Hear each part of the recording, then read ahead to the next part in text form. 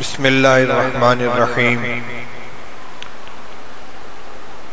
الحمدللہ رب العالمین والصلاة والسلام علی سید الانبیاء والمرسلین سیدنا و نبینا و مولانا محمد وعلی آلہ و اصحابہ اجمعین اما بعد فعن ابی ہریرہ رضی اللہ تعالی عنہ ان رجلا قال للنبي صلى الله عليه وسلم اوصني قال لا تغضب فردد ذلك مرارا قال لا تغضب رواه البخاری۔ محترم بزرگوں، عزیزوں اور بھائیوں، آج کے درس حدیث کے لیے عنوان اختیار کیا گیا ہے باب الغضب والکبر، غصہ اور تکبر کا بیان۔ یہ دونوں بیماریاں ایسی ہیں کہ ہمارا بہت بڑا طبقہ اس کے اندر مبتلا ہے۔ غصے کی جہاں تک بات ہے تو لوگ اس کو محسوس کرتے ہیں، شکایت کرتے ہیں کہ مجھے غصہ بہت آتا ہے، اس کا علاج بتائیے، لیکن تکبر کا کوئی اعتراف بھی نہیں کرتا کہ میرے اندر تکبر کی بیماری ہے، جبکہ تکبر کی جو حقیقت ہے وہ ہمارے اندر پائی جاتی ہے۔ اور ان دونوں صفتوں کا بہت بڑا نقصان ہے ایمان کے اعتبار سے، آخرت کے اعتبار سے۔ اس لیے مناسب یہ ہے کہ ہم نبی کریم صلی اللہ علیہ وسلم کے ان ارشادات کو جانیں جو آپ نے غضب یعنی غصے کے سلسلے میں ارشاد فرمائے ہیں، اور تکبر کی حقیقت جو آپ نے بیان فرمائی ہے اور اس کا جو نقصان بیان کیا، ان کو بھی ہم سمجھیں اور جانیں اور ان سے بچنے کی کوشش کریں۔ عنوان چونکہ مشترک ہے، اس لیے کوئی روایت غصے سے متعلق ہوگی، کوئی روایت تکبر سے متعلق ہوگی۔ سب سے پہلی روایت جو میں نے ابھی آپ کے سامنے پڑھی ہے، اس کے راوی حضرت ابو ہریرہ رضی اللہ تعالیٰ عنہ فرماتے ہیں کہ ایک صاحب نے رسول اللہ صلی اللہ علیہ وسلم سے درخواست کی کہ یا رسول اللہ مجھے کچھ نصیحت فرما دیجئے، اوصنی، مجھے کچھ خاص نصیحت فرما دیجئے۔ قال لا تغضب، آپ نے فرمایا غصہ مت کیا کرو۔ فردد ذلك مرارا، انہوں نے اپنی درخواست کئی مرتبہ دہرائی، پانی دے کچھ اور نصیحت فرما دیجئے۔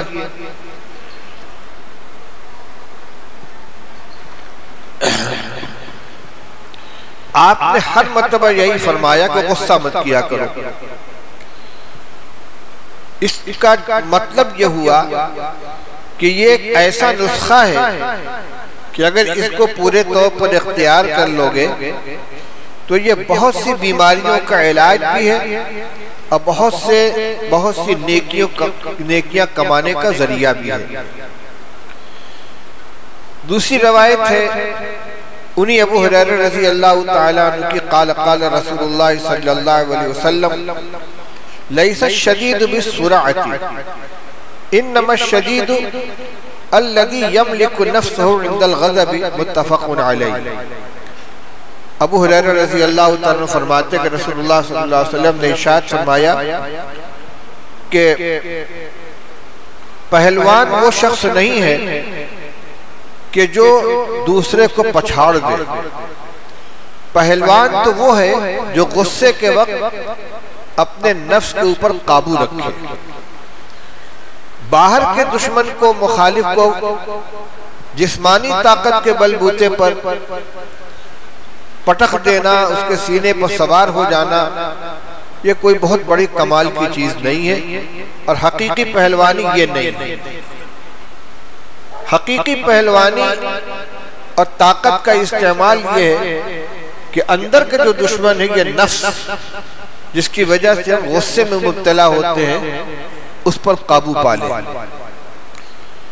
اب سمجھنا یہ ہے کہ غصہ تو ایک فطری صفت ہے، جب کوئی چیز مزاج کے خلاف پیش آتی ہے تو آدمی کو غصہ آتا ہے. تو یہ کیسے کہا جا سکتا ہے کہ غصہ مت کرو، یعنی غصہ آئے ہی نہیں، وہ تو غیر اختیاری چیز ہے.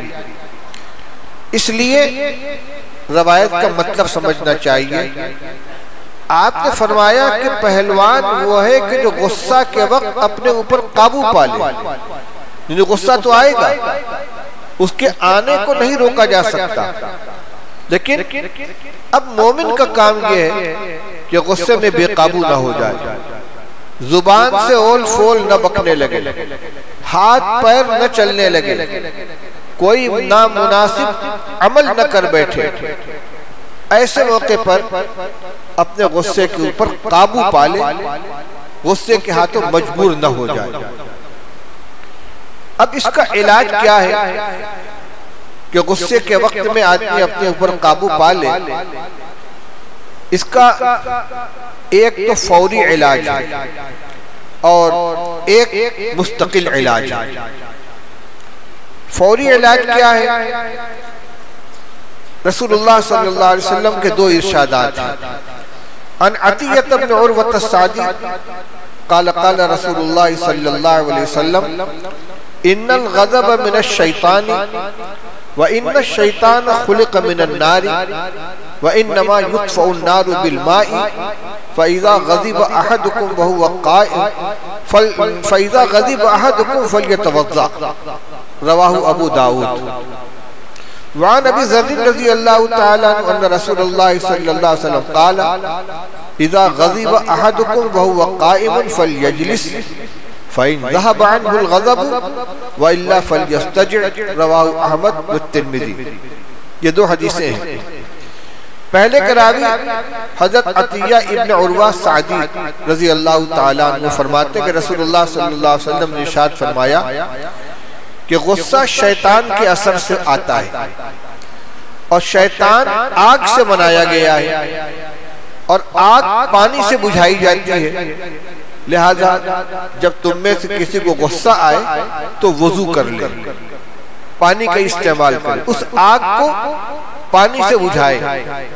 لیکن یہ اوپر سے پانی بہانے سے اندر کی آگ نہیں بجھے گی، بلکہ اس پانی کے استعمال کا وہ طریقہ جو عبادت ہے، جس سے گناہ دھلتے ہیں، جس سے اللہ کا قرب و رضا حاصل ہوتی ہے. تو ایک تو یہ علاج ہے، یعنی آدمی چاہتا ہے کہ میں غصے پہ قابو پالوں، غصے میں کوئی نامناسب حرکت نہ کروں. غصہ آ گیا، وہ چاہتا ہے کہ میں اس پہ قابو پالوں، تو ایک علاج یہ بتلایا کہ وضو کر لو. اور بہت مرتب طریقے سے فرمایا کہ غصہ شیطان کے اثر سے آتا ہے. ایک روایت میں الم ترو الی انتفاخ اوداجہ وحمرۃ وجہہ، دیکھتے نہیں ہو کہ جب آدمی کو غصہ آتا ہے تو اس کا چہرہ لال ہو جاتا ہے، اس کے گردن کی رگیں پھول جاتی ہیں. یہ وہی شیطانی اثر سے اندر سے آگ لگ رہی ہے، گرمی آ رہی ہے، بھڑک رہی ہے. اس کا علاج وضو کرو. دوسرا علاج یہ بتلایا ان ابی ذر رضی اللہ تعالی عنہ قال اذا غضب احدكم وهو قائم فليجلس. رسول اللہ صلی اللہ علیہ وسلم نے ارشاد فرمایا کہ جب تم میں سے کسی کو غصہ آئے اور وہ کھڑا ہو تو بیٹھ جائے. فَإِن ذَهَبَ عَنْهُ الْغَضَبُ فَإِلَّا وَإِلَّا فَلْيَسْتَجِعْ. اگر بیٹھ جانے سے غصہ فرو ہو جائے فبیہا، بہت اچھا، لیکن اگر ابھی بھی قابو نہیں پایا تو لیٹ جائے. اس میں دو حکمتیں ہیں. غصے میں آدمی میں حرکت پیدا ہوتی ہے، آگے بڑھنے کی کوشش کرتا ہے، ہاتھ پیر چلاتا ہے، دوڑتا ہے، لپکتا ہے. تو علاج بھی ضد ہے کہ نہیں آگے مت بڑھو، کھڑے ہو تو دوڑو مت، بیٹھ جاؤ. اور اگر اتنے سے کام نہیں چلا تو لیٹ جاؤ. لیٹ جانے میں ایک تو پستی اختیار کرنا ہے، دوسرے شیطان آگ سے بنایا گیا تھا، اس کے اثر سے غصہ آیا ہے. انسان مٹی سے بنایا گیا ہے، یہ اپنی اصل کی طرف لوٹ جائے. شیطان کے اثر کو ختم کرنے کے لیے مٹی سے تعلق قائم کر لے، مٹی پہ لیٹ جائے، جوش کم ہوگا، دبے گا۔ یہ تو غصے کا فوری علاج ہے۔ اسی میں یہ بھی تدبیر ہوتی ہے کہ پانی پی لے۔ ایک غصے کا مستقل علاج ہے جو اکابر کے خطوط میں کثرت سے یہ چیز ملتی ہے۔ حضرت مفتی محمود صاحب رحمۃ اللہ علیہ کے جو مکاتیب ہیں اس میں بھی ہے، حضرت شیخ الحدیث رحمۃ اللہ علیہ کی تحریروں میں بھی ہے، اور اصل میں یہ امام غزالی رحمۃ اللہ علیہ کی تجویز ہے جو احیاء العلوم میں انہوں نے تحریر فرمایا ہے۔ وہ فرماتے ہیں کہ وقتی علاج تو آدمی کر لے گا، لیکن غصے کے یہ صفت جو اندر بھڑک رہی ہے اس کا علاج مستقل ہونا چاہیے۔ وہ کیا ہے؟ کبھی آدمی تنہائی کے اندر بیٹھے اور بیٹھ کر غور کرے کہ مجھ کو جس کے خلاف غصہ آتا ہے نہ میں نے اسے پیدا کیا ہے، نہ میں اس کا مالک ہوں، نہ میں اسے روزی دیتا ہوں، نہ میں اس کا خالق ہوں، نہ مالک ہوں، نہ رازق ہوں۔ اور میرا خالق اللہ ہے، میرا مالک اللہ ہے، میرا رازق اللہ ہے۔ مجھے اپنے ایسے ماتحت یا اپنے ایسے چھوٹے، بلکہ بسا اوقات تو بڑے بڑے غصہ آ جاتا ہے، ایسے انسان کے اوپر غصہ آ رہا ہے کہ جو میرے ہی جیسا ایک انسان ہے، میرے اور اس میں کوئی فرق نہیں، وہ بھی اللہ کا بندہ، میں بھی بندہ، اللہ اس کا بھی مالک، میرا بھی، اللہ اس کا بھی رازق، میرا بھی، لیکن وہ اللہ کہ جو میرا خالق ہے، جس نے مجھے عدم سے وجود بخشا، جو میرا مالک ہے، میری پیشانی کے بعد اس کے قبضے قدرت میں ہے، اور جو میرا رازق ہے، جس کی دی ہوئی روزی میں استعمال کرتا ہوں۔ میں صبح سے شام تک کتنے کام اس کی مرضی کے خلاف کرتا ہوں، خود بیٹھ کر غور کرے، مراقبہ کرے، سوچے ایک دن کا کم سے کم صبح سے آج میں نے کیا کیا کیا، اس میں کون سا کام اللہ کو راضی کرنے والا تھا، کون سا کام اللہ کو ناراض کرنے والا تھا۔ اور یہ ایک دن کا معاملہ نہیں ہے، روزانہ میں اللہ کی ناراضگی والے کتنے اعمال کرتا ہوں، لیکن اس کے باوجود اللہ تعالیٰ مجھ پر غصہ نہیں کرتا، یعنی میری روزی بند نہیں کرتا، اپنی نعمتوں سے مجھے محروم نہیں کرتا، زندگی کی نعمت چھین نہیں لیتا۔ تو جب اللہ جو مالک اور خالق اور رازق ہے وہ میرے ساتھ میری تمام تر نالائقیوں، بدعنوانیوں، نافرمانیوں کے باوجود میرے اوپر اپنے غصے کا اظہار نہیں کرتا، تو مجھے کیا حق پہنچتا ہے کہ اپنے جیسے ایک انسان کے اوپر میں اس قدر غصہ دکھلاؤں۔ یہ علاج امام غزالی رحمۃ اللہ علیہ نے احیاء العلوم میں لکھا ہے، اور بہت مؤثر علاج ہے۔ واقعی دل کی گہرائی سے اگر ہم اس کو سوچیں گے، اور جس وقت غصہ آئے کسی کے اوپر، فوراً اس مضمون کا تصور کر لیں، اس کو یاد کر لیں کہ میں کس کے اوپر غصہ کر رہا ہوں، اپنے جیسے ایک انسان پر۔ اللہ بھی تو دیکھ رہا ہے، کہیں وہ ناراض نہ ہو جائے۔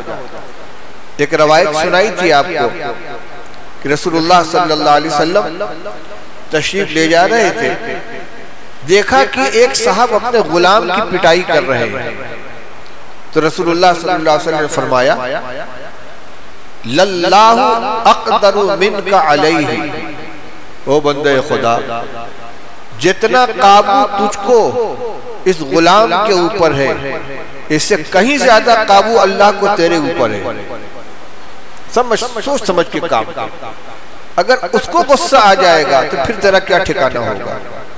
تو جب کسی پر غصہ آئے تو اپنے کو قابو میں رکھے۔ غصہ آئے گا، قابو میں کرنے کا کیا مطلب ہوا؟ اس کی وجہ سے کوئی نامناسب اقدام نہ کرے۔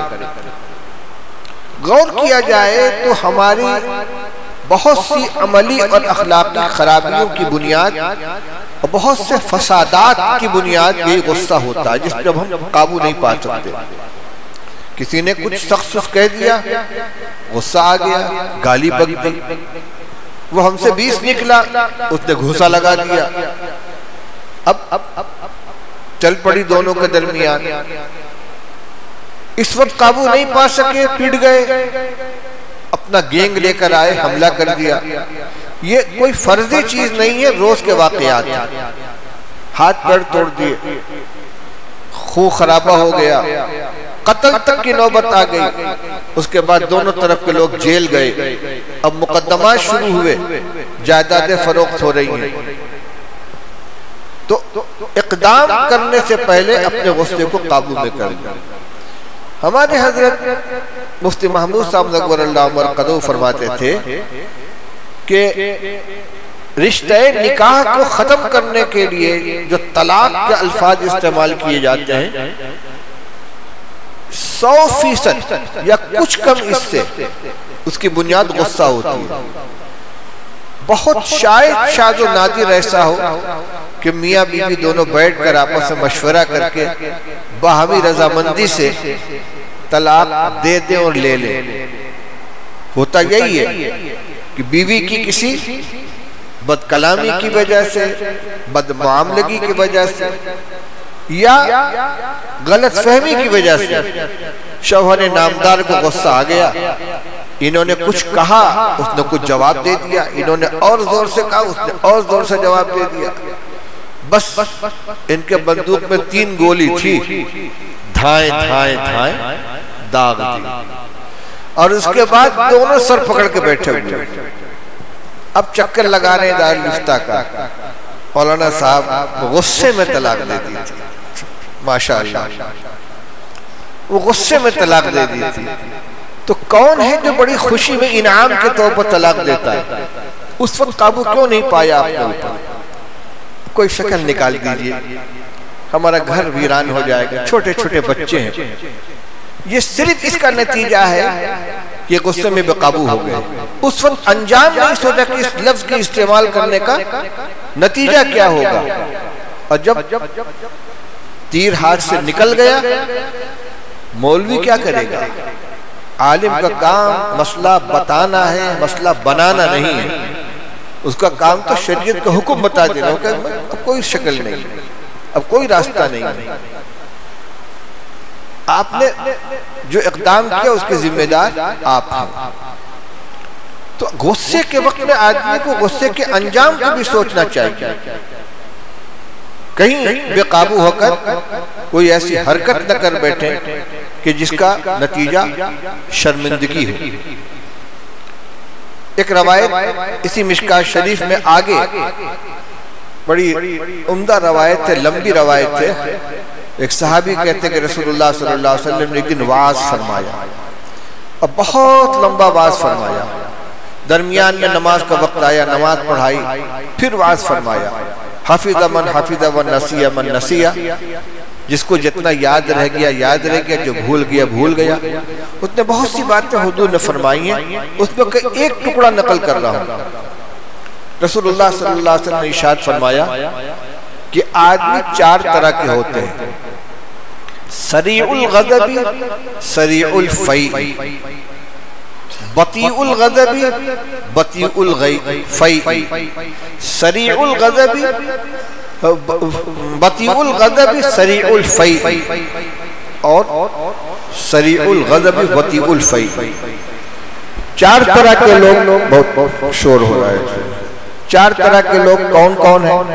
فرمائے ایک تو وہ شخص ہے کہ بطیء الغضب سریع الفیء، جس کو غصہ بہت دیر میں آتا ہے اور بہت جلدی اتر جاتا ہے۔ فرمائے وہ سب سے بہتر انسان ہے جس کو غصہ جلدی نہیں آتا، دیر میں آتا ہے اور جلدی غصہ فرو ہو جاتا ہے، وہ افضل الناس ہے، سب سے افضل آدمی ہے۔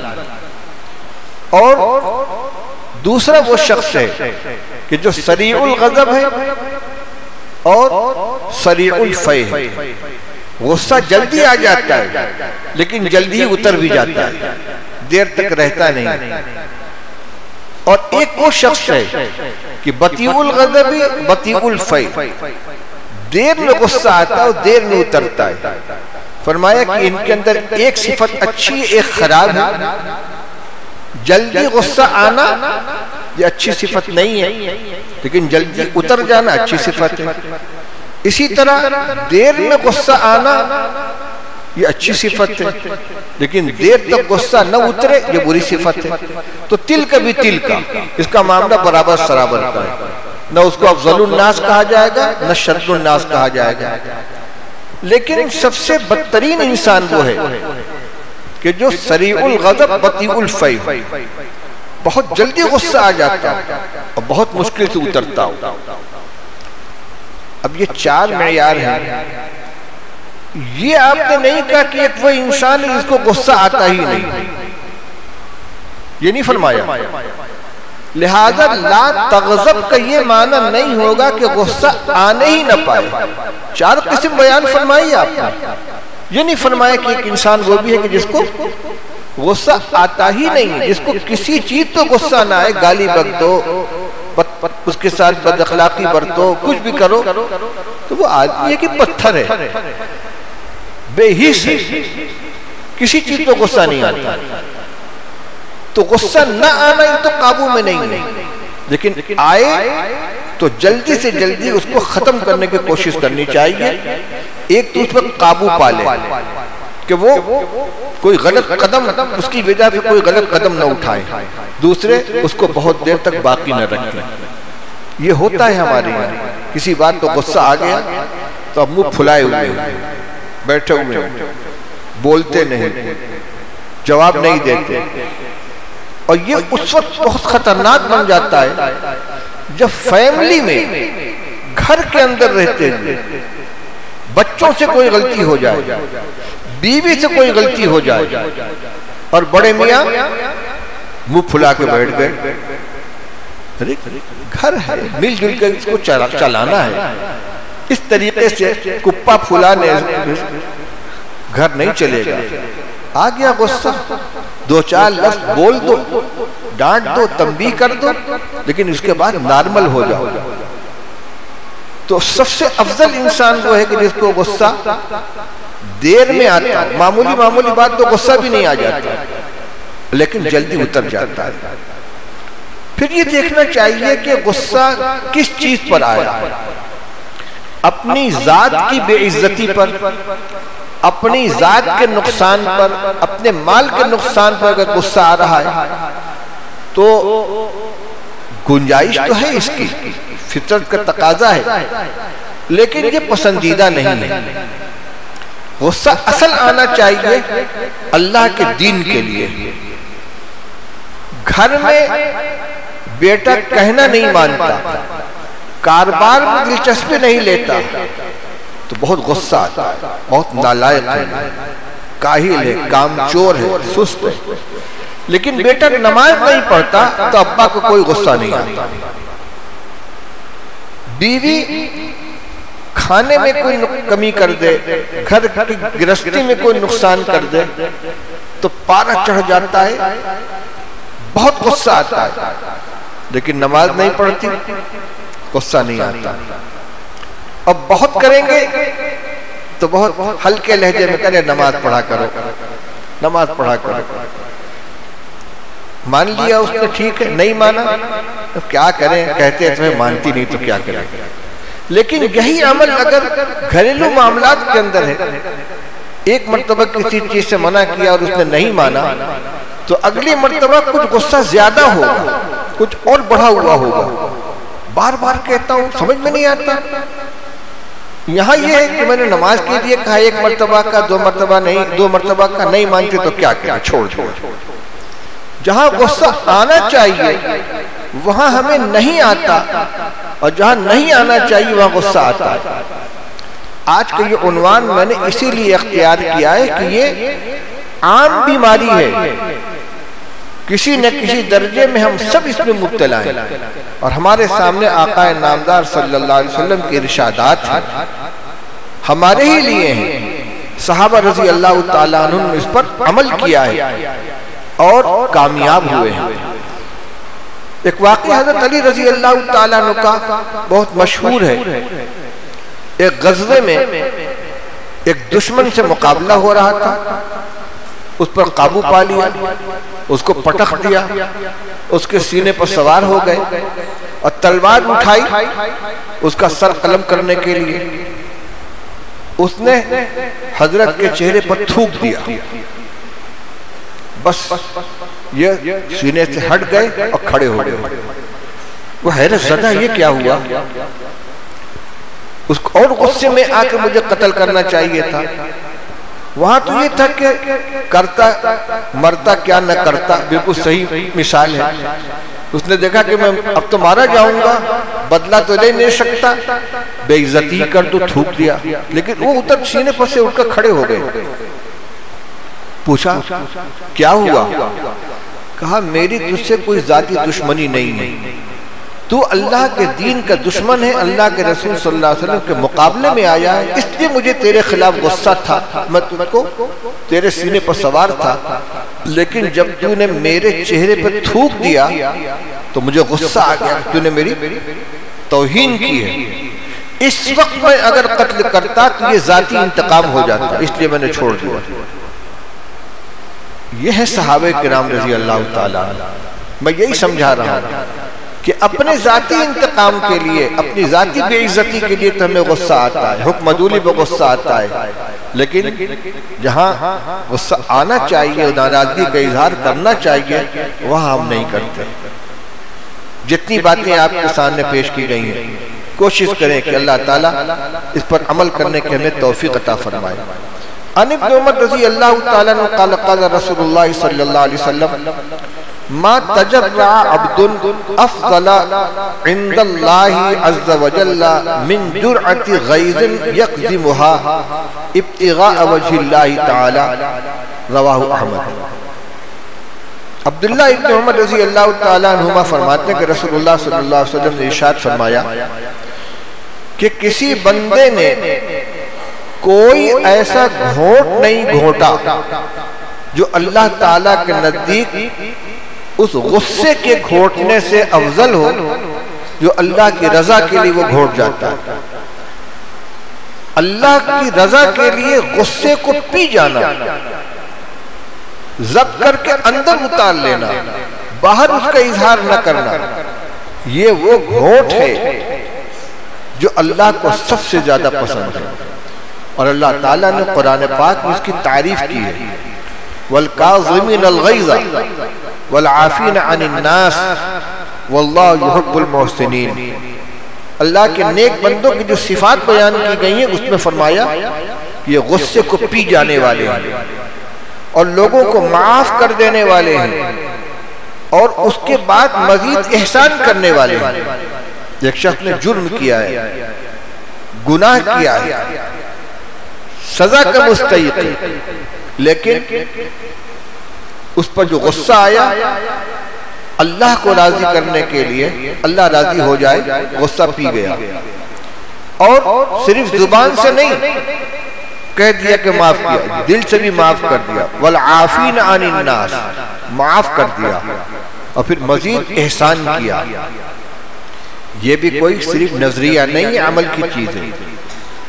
نواسہ رسول سیدنا حسن ابن علی رضی اللہ تعالی عنہ بڑے خوش پوشاک تھے اور شہزادے تھے۔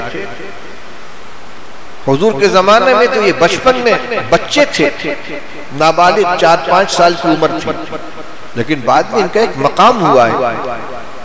اللہ تعالیٰ نے وسعت بھی عطا فرمائی تھی، فراخی آئی ہے، فتوحات آئی ہیں۔ ایک دن خادم کھانا لے کر آیا، حضرت دسترخوان پہ بیٹھے ہوئے تھے، قریب آیا تو پوری رکابی گر گئی حضرت کے اوپر، سب کپڑا خراب ہو گیا، اگر گرم ہو تو بدن بھی جلا ہوگا۔ بہت تیز غصہ آیا حضرت کو۔ غلام نے دیکھا کہ اب تو میری خیر نہیں ہے، اس نے فوراً کہا وَالْكَاظِمِينَ الْغَيْظَ، اللہ کے بندے غصے کو پی جاتے ہیں، ایک دم تھم گئے۔ اس نے کہا، اس نے دیکھا کہ تیر نشانے پر لگا، اگلا ٹکڑا پڑا، اس نے کہا وَالْعَافِينَ عَنِ النَّاسِ، لوگوں کو معاف بھی کر دیتے ہیں. فرمایا قد عفوتک، جب میں نے معاف کر دیا. اس نے کہا واللہ یحب المحسنین، ایک کام باقی ہے. اللہ کے نیک بندے احسان بھی کرتے ہیں. فرمایا انت حر لوجہ اللہ، جب میں نے تجھ کو آزاد کیا، غلامی سے چھٹکارا دے دیا اس کو جس نے ایسی حرکت کی تھی کہ سزا کا مستحق تھا. لیکن اللہ کا یہ کلام جب ان کے سامنے پیش کیا گیا، لپک کر عمل کرنے والے تھے. ایک لمحہ کی دیر نہیں ہوئی، اس نے غصے کے پینے کی والی آیت پڑھی، غصہ پی گئے. معافی کے لیے کا تذکرہ کیا تو فوراً معاف کر دیا، اور اس کے بعد جب احسان کا ذکر کیا تو فوراً اس کو آزاد کر دیا. گزشتہ میں شیخ سعدی رحمۃ اللہ علیہ نے ایک قصہ لکھا ہے، طلبہ جانتے ہیں، پہلی فصل کے پہلی باب کے اندر ہے، جس میں بادشاہوں کے واقعات نقل کیے گئے ہیں کہ ایک عجمی غلام بادشاہ کے پاس پیش کیا گیا. اس نے کوئی جرم کیا تھا، اس نے اس کے قتل کا فیصلہ کر دیا، اس کو قتل کر دیا جائے. وہ زبان تو نہیں جانتا تھا، دوسری زبان بولتا تھا. اس نے دیکھا کہ اب تو مارا جاؤں گا. اس نے اپنی زبان میں بادشاہ کو گالیاں دینے شروع کر دی. بادشاہ کو سمجھ میں نہیں آیا کہ یہ کیا کہہ رہا ہے. دربار میں موجود ایک وزیر سے کہا یہ کیا کہہ رہا ہے؟ اس نے کہا حضور یہ کہہ رہا ہے وَالْكَاظِمِينَ الْغَيْظَ وَالْعَافِينَ عَنِ النَّاسِ وَاللَّهُ يُحِبُّ الْمُحْسِنِينَ. اچھے لوگ غصہ پی جاتے ہیں، معاف کر دیتے ہیں، احسان کرتے ہیں. اتنے میں دوسرا وزیر بولا حضور ایسی بات نہیں، ہم آپ کے نوخار ہیں، یہ غلط کہہ رہا ہے، یہ شخص آپ کو گالی دے رہا ہے. تو بادشاہ نے کہا دروغ مصلحت آمیز، بہ کے راستے فتنہ انگیز. وہ جھوٹ جس سے صلح ہو جائے وہ اس سچ سے بہتر ہے جس سے فتنہ پیدا ہو. پہلے ایک بات آئی تھی جہاں جھوٹ کی مذمت آئی تھی، وہاں رسول اللہ صلی اللہ علیہ وسلم نے فرمایا لیس الکذاب الذی یصلح بین الناس. لوگوں کے درمیان صلح کرانے کے لیے اگر کوئی جھوٹ بولتا ہے تو اس کو جھوٹا نہیں کہا جائے گا. تو ایک تو صحابی رسول کا واقعہ سنایا میں نے، اور ایک دنیا دار بادشاہ ہے جب اس کے سامنے جھوٹے طور پر اس آیت کا حوالہ دیا گیا تو اس نے کہا کہ اس کا جھوٹ تمہارے سچ سے بہتر ہے، اور اس کو معاف کر دیا. میرے بھائیوں، ہم بھی رسول اللہ صلی اللہ علیہ وسلم کو امتی ہیں. اور ایک بات یاد رکھیے کہ شریعت میں کوئی ایسا حکم نہیں دیا گیا ہے جس پر آدمی کے لیے عمل کرنا ناممکن ہو. لا یکلف اللہ نفسا الا وسعہا. اس لیے جتنے مطالبے آتے ہیں قرآن کے ذریعے آئیں، احادیث کے ذریعے آئیں، وہ وہی مطالبے ہیں کہ ہم کوشش کریں تو ان پر عمل کر سکتے ہیں. یہ کہنا غلط ہوگا کہ ہمارے بس میں نہیں. اگر ہمارے بس میں نہ ہوتا تو اللہ اور اس کے رسول اس کا حکم ہی نہ دیتے سرے سے. اس لیے یہ ہدایات جو ہمارے سامنے آ رہی ہیں ان کو اپنائیں. اور میں پھر کہوں گا کہ یہ اس وقت کا سن لینا کافی نہیں ہے، اس سے تو صرف علم میں اضافہ ہوگا. جس وقت صورتحال پیش آئے، غصہ آئے، مزاج کے خلاف کوئی چیز پیش آئے، اس وقت ان روایات کو یاد کر کے اس پر عمل کیا جائے. ایک روایت غصے سے متعلق اور ہے. عن بہز بن حکیم عن ابی عن جدہ قال قال رسول اللہ صلی اللہ علیہ وسلم ان الغضب لیفسد الایمان کما یفسد الصبر العسل. حضرت معاویہ ابن حیدہ قشیری رضی اللہ تعالیٰ عنہ فرماتے ہیں کہ رسول اللہ صلی اللہ علیہ وسلم نے ارشاد فرمایا کہ غصہ ایمان کو ایسا خراب کر دیتا ہے جیسے ایلوا شہد کو خراب کر دیتا ہے. شیریں ترین چیز، سب سے میٹھی چیز کیا ہے؟ شہد. اسی طرح سب سے کڑوی چیز ایلوا ہے، یہ جڑی ہے. فرمایا کہ اگر ایلوا کو شہد میں ڈال دیا جائے تو اس شہد کو کڑوا کر دیتا ہے، اسی طریقے سے غصہ ایمان کو خراب کر دیتا ہے۔ دیکھیے کہاں کہاں اس کا اثر پہنچ رہا ہے۔ غصہ ہمارے ایمان کو ایسا خراب کر دیتا ہے کہ جس طرح ایلوا شہد کو خراب کر دیتا ہے۔ عن ابی ہریرہ رضی اللہ تعالی عنہ قال موسیٰ بن عمران علیہ السلام یا رب من اعز عبادک عندک قال من اذا قدر غفر۔ ابو ہریرہ رضی اللہ عنہ فرماتے کہ رسول اللہ صلی اللہ علیہ وسلم نے ارشاد فرمایا کہ حضرت موسیٰ علیہ السلام نے اللہ جل شانہ سے پوچھا۔ موسیٰ علیہ السلام کلیم اللہ تھے نا، براہ راست بلا واسطہ اللہ تعالیٰ سے گفتگو ہوتی تھی۔ سوال کہ یا ربی من اعز عبادک عندک، آپ کے نزدیک آپ کے بندوں میں سب سے معزز کون ہے آپ کی نگاہ میں؟ فرمایا من اذا قدر غفر، جو بندہ قابو پانے کے بعد معاف کر دے۔ ایک تو یہ کچھ کر نہیں سکتے کہ جاؤ معاف کیا، اگر معاف نہ کرتے تو کرتے کیا؟ فرمایا نہیں، قابو پا لے، اب بدلہ لے سکتا ہو، سزا دے سکتا ہو، لیکن معاف کر دے۔ اللہ کے نزدیک ایسا بندہ بہت زیادہ پسندیدہ اور معزز ہے۔ وعن انس رضی اللہ تعالی عنہ ان رسول اللہ صلی اللہ علیہ وسلم قال من خزن لسانہ ستر اللہ عورتہ ومن کف غضبہ کف اللہ عنہ عذابہ یوم القیامہ ومن اعتذر الی اللہ قبل اللہ عذرہ۔ بڑی امید والی روایت ہے، بڑی بشارت تھی اس کے اندر، بشرطے کہ ہم عمل کرنے کے لیے آمادہ ہوں۔ حضرت انس رضی اللہ تعالیٰ عنہ فرماتے کہ رسول اللہ صلی اللہ علیہ وسلم نے ارشاد فرمایا جس نے اپنی زبان کی حفاظت کی، ہر چیز سے، جھوٹ سے، غیبت سے، چغلی سے، بد کلامی سے، سخت گوئی سے اپنی زبان کی حفاظت کی، اللہ تعالیٰ اس کا پردہ رکھیں گے، اس کے عیوب کو مخلوق کے سامنے ظاہر نہیں کریں گے، نہ یہاں اس کو رسوا کیا جائے گا، عیوب موجود ہیں لیکن اللہ تعالیٰ اس کے عیوب کو ظاہر نہیں کریں گے، اور میدان محشر میں اس کو رسوا نہیں کریں گے۔ اللہ کی ستاری ہے۔ اور جو اپنے غصے کو روک لے گا، اللہ تعالیٰ قیامت کے دن اس سے اپنے عذاب کو روک لیں گے۔ اب کیا چاہیے؟ جو اپنے غصے کو روک لے گا، یعنی غصے میں بے قابو نہیں ہوگا، اقدام نہیں کرے گا، تو اللہ تعالیٰ قیامت کے دن اس سے اپنے عذاب کو روک لیں گے، اس لیے کہ عذاب اللہ کے غصے کا مظہر ہے، اللہ کے غضب کا مظہر ہے۔ جب بندے نے دنیا میں اپنے غصے پر قابو پا لیا، اللہ تعالیٰ اس کے بدلے میں اپنے غصے کا اظہار اس پر نہیں فرمائیں گے، اس سے جہنم کے عذاب کو دور کر دیں گے۔ وَمَنْ اعْتَذَرَ إِلَى اللَّهِ قَبِلَ اللَّهُ عُذْرَهُ، اور جو بندہ اللہ تعالیٰ سے عذر کرے گا، اللہ تعالیٰ اس کے عذر کو قبول فرما لیں گے۔ عذر کرنا کیا ہے؟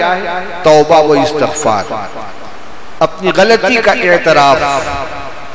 ایک ہے کسی کی غلطی کے بعد اس پر اصرار کرنا، تعویل کرنا، بہانے بنانا، جیسے کہ ہم آپس میں کرتے ہیں، اور ایک سیدھے سیدھے جرم کو قبول کر لینا، غلطی ہو گئی معاف کر دی۔ دنیا میں یہی ہوتا ہے، ایک ملازم ہے، آقا کی غلطی کی، ایک طالب علم ہے، استاد کی غلطی کر دی، لڑکا ہے، باپ کی غلطی کر دی، اس کو بلائے کیوں؟ کیا حرکت کی ہے تم نے؟ اب وہ ادھر ادھر کی ہانک رہا ہے تو غصہ بڑھے گا کہ یہ غلطی ہو گئی، معاف کر دیجئے، ایک دم ٹھنڈا ہو جائے گا۔ جب یہ بندے کا حال ہے تو اللہ تعالیٰ تو معاف کرنے کے لیے بہانے تلاش کرتے ہیں۔ فرمائے کہ جو بندہ اللہ تعالیٰ کے سامنے عذر کرے گا، اللہ تعالیٰ اس کے عذر کو قبول فرما لے گا۔ یہ چند روایتیں غصے سے متعلق آپ کے سامنے پیش کی گئیں، جبکہ اس عنوان کے اندر تکبر کا بھی بیان ہے، روایتیں اس سے بھی متعلق ہیں۔ آج انہی پر اکتفا کیا جاتا ہے، صرف ایک روایت سنا کر۔ انشاءاللہ دوسری مجلس میں کبر سے متعلق کچھ باتیں عرض کی جائیں گی۔ وہ روایت کیا ہے؟ عن ابی ہریرہ رضی اللہ تعالیٰ عنہ ان رسول اللہ صلی اللہ علیہ وسلم قال ثلاث منجیات و ثلاث مہلکات اما المنجیات فتقوى اللہ فی السر والعلانیہ والقول بالحق فی الرضا والسخط والقصد فی الغنى والفقر واما المہلکات فہوى متبع والشح مطاع واعجاب المرء بنفسه وهي اشدهن او كما قال علیہ الصلوۃ والسلام۔ ابو ہریرہ رضی اللہ عنہ فرماتے کہ رسول اللہ صلی اللہ علیہ وسلم نے ارشاد فرمایا، تین چیزیں نجات دینے والی ہیں اور تین چیزیں تباہ کرنے والی ہیں۔ رسول اللہ صلی اللہ علیہ وسلم کے ارشادات جوامع الکلم ہوتے ہیں، مختصر الفاظ میں بہت کچھ فرمایا۔ تین خصلتیں، تین عادتیں جو انسان میں پائی جاتی ہیں، اگر ان کو اپنے اندر پیدا کر لے وہ کامیاب ہے، نجات یافتہ ہے، دنیا میں بھی اور آخرت میں بھی۔ اور اس کے برخلاف تین صفتیں ایسی ہیں کہ جس کے اندر پائی جائیں وہ ہلاک ہو جائے گا، صفتیں اس کو تباہ کرنے والی ہیں۔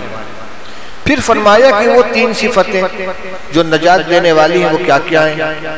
نمبر ایک، اللہ سے ڈرنا، چھپے میں بھی کھلے بھی، سر و علانیہ، تنہائی اور مجمع، ہر جگہ ہر حال میں اللہ سے ڈرنا، اس کے نافرمانی سے اپنے آپ کو بچانا۔ تشریح کی ضرورت نہیں ہے، مضمون بالکل واضح ہے۔ والقول بالحق فی الرضا والسخط، اس باب سے متعلق یہی ٹکڑا ہے۔ صحیح بات زبان سے بولنا، غصے میں بھی اور خوشی میں بھی، انتہائی غصے میں بھی زبان سے غلط بات نہ نکلے، حق بولنا، سچ بولنا، صحیح بولنا، چاہے غصے کی کیفیت ہو چاہے ناراضگی کی کیفیت ہو، اور میانہ روی اختیار کرنا، خوشحالی میں بھی تنگ دستی میں بھی۔ آمدنی اچھی ہو رہی ہے یا مندہ آ گیا، کاروبار فیل ہو رہا ہے، پیداوار بہت اچھی ہو گئی یا خشک سالی آ گئی، ہر حال میں اپنے خرچ کا ایک درمیانی معیار رکھنا۔ ایسا نہ ہو کہ جب آمدنی بڑھنے لگی تو آسمان پر اڑنے لگے، اور جب تنگی آ گئی تو واجب اور لازمی خرچ بھی نہیں کر رہے، درمیانی درجے کا خرچ کرے گا تو آدمی کامیاب رہے گا۔ اور یہ مضمون مستقل ہے، متعدد روایات کے اندر حضور صلی اللہ علیہ وسلم اس کی تعلیم دی۔ فرمایا لیس الغنی کالقصد، دولت مندی یہ میانہ روی کا مقابلہ نہیں کر سکتی۔ کتنی بھی دولت ہوگی، قارون کا خزانہ آ جائے گا، لیکن اگر آدمی اللہ تلے اڑائے گا ایک وقت ختم ہو جائے گا، لیکن میانہ روی اختیار کرے گا تو آخر تک چلا لے جائے گا۔ ایک روایت میں فرمایا ما علی من اقتصد، جس نے میانہ روی اختیار کی وہ کبھی محتاج نہیں ہوگا۔ یہ تین قسم کے نجات دہندہ صفات کا بیان فرمایا۔ مجمع و تنہائی میں اللہ سے ڈرنا، غصے اور خوشی میں صحیح بات بولنا، اور تنگ دستی اور خوشحالی میں میانہ روی اختیار کرنا، خرچ میں درمیانی راستہ اختیار کرنا۔ لا تجعل یدک مغلولۃ الی عنقک ولا تبسطھا کل البسط، نہ تو مٹھی کھول کے پھیلا دیا، اڑا دیا سب، نہ مٹھی بن کے گلے سے لگا لیا، کنجوس ہو گئے، درمیان کا راستہ اختیار کرنا۔ یہ تو تین ہو گئی کامیاب کرنے والی۔ ناکام کرنے والی تین صفات کیا ہیں، ہلاک کرنے والی؟ ہوا متبع، وہ خواہش نفس جس کا اتباع کیا جائے۔ خواہشات تو اللہ نے انسان کے اندر رکھی ہے، نفس ہے نا، انسان فرشتہ تو ہے نہیں، یہ ایسی مخلوق ہے کہ اس میں خیر اور شر دونوں کا مادہ رکھا گیا ہے، تو ہوائے نفسانی موجود ہے۔ کمال یہ ہے کہ آنکھ بند کر کے ہر خواہش پوری نہ کرنے لگے۔ ہلاکت اس میں ہے کہ ہر خواہش کی تکمیل کرنے لگے، یہ نہ دیکھے کہ یہ جائز ہے کہ ناجائز ہے، صحیح ہے کہ غلط ہے، اس کا انجام کیا ہوگا۔ تو ہلاک کرنے والی پہلی چیز وہ خواہش نفسانی جس کا اتباع کیا جائے۔ نمبر 2 شح مطاع، وہ بخل اور حرص کہ جس کی اطاعت کی جائے۔ مال کے سلسلے میں 2 برائیاں پائی جاتی ہیں آدمی میں۔ مال کی محبت کے نتیجے میں 2 کام کرتا ہے، میرے پاس جو ہے کچھ خرچ نہ ہو اور دوسروں کے پاس جو ہے سب میرے پاس آ جائے۔ اپنے پاس کی چیز خرچ کرنے کے لیے تیار نہیں، اس کا نام ہے بخل۔ اور دوسروں کا سب میرے پاس آ جائے، جائز ناجائز حلال حرام آ جائے، اس کا نام ہے حرص۔ اردو میں کوئی ایسا لفظ نہیں ہے کہ جو ان دونوں صفتوں کو ایک لفظ کے اندر بیان کر دے، مگر عربی میں اس کے لیے شح کا لفظ استعمال کیا جاتا ہے، یعنی وہ حرص و بخل جس کی اطاعت کی جائے۔ اطاعت کی جائے کا مطلب یہی ہے کہ مال کی محبت تو فطرت میں رکھی ہوئی ہے، اس سے تو انکار نہیں کر سکتا، لیکن آنکھ بند کر کے اس کی پیروی نہ کرے۔ قرآن میں فرمایا اللہ تعالیٰ نے وَأُحْضِرَتِ الْأَنفُسُ الشُّحَّ، انسان کے نفس میں مال کی محبت رکھی، تبھی تو اس کا خرچ کرنا یہ نیکی بنتا ہے۔ سڑا ہوا سامان تو آدمی پھینک دیتا ہے، لیکن لذیذ غذا کو صدقہ کرتا ہے تو یہ ثواب ہے۔